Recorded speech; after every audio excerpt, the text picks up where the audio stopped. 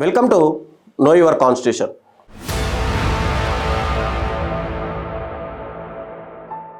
High court part 6. High court న్యాయమూర్తుల తొలగింపు గురించి ఒకసారి తెలుసుకుంటే, రాష్ట్రపతి ఆదేశం ద్వారా హైకోర్టు న్యాయమూర్తిని కార్యాలయం నుండి తొలగించవచ్చు. ఈ రెండు కారణాలపై వారిని తొలగించే అవకాశం ఉంటుంది. ఒకటి, తప్పుగా ప్రవర్తించారని లేదా అసమర్థంగా వాళ్ళ మీద మోపి వీళ్ళని తొలగించవచ్చు. ఇక హైకోర్టు న్యాయమూర్తిని తొలగించే ప్రక్రియ న్యాయమూర్తుల విచారణ చట్టం 1968 ద్వారా వీటిని నియంత్రించవచ్చు. మరియు ఇది సుప్రీంకోర్టు న్యాయమూర్తికి సంబంధించింది. చట్ట ప్రకారం తొలగింపు ప్రక్రియ ఈ విధంగా ఉంటుంది.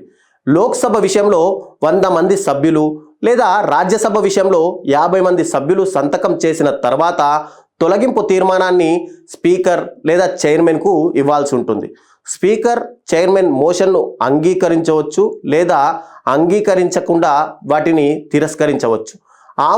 మోషన్ కనుక ఆమోదం పొందినట్లయితే ఆరోపణలపై దర్యాప్తు చేయడానికి స్పీకర్ లేదా చైర్మన్ 3 సభ్యుల కమిటీని ఏర్పాటు చేస్తారు. కమిటీలో ఎవరెవరు ఉంటారు అనేది ఒక్కసారి చూస్తే, భారత ప్రధాన న్యాయమూర్తి లేదా సుప్రీంకోర్టు న్యాయమూర్తి, ఒక హైకోర్టు ప్రధాన న్యాయమూర్తి మరియు ఒక విశిష్ట న్యాయ నిపుణుడు. కమిటీ వీళ్ళలో న్యాయమూర్తిని దోషులుగా గుర్తిస్తే పార్లమెంటు ఉభయ సభలు ఈ తీర్మానాన్ని పరిశీలనకు తీసుకోవచ్చు. ప్రత్యేక మెజార్టీతో, అంటే సభ మొత్తం సభ్యత్వంలో 50% లేదా హాజరైన ఓటింగ్ చేస్తున్న సభ్యులలో 3/2 మంది ఈ తీర్మానాన్ని పార్లమెంట్ ఉభయ సభలు ఆమోదించాలి.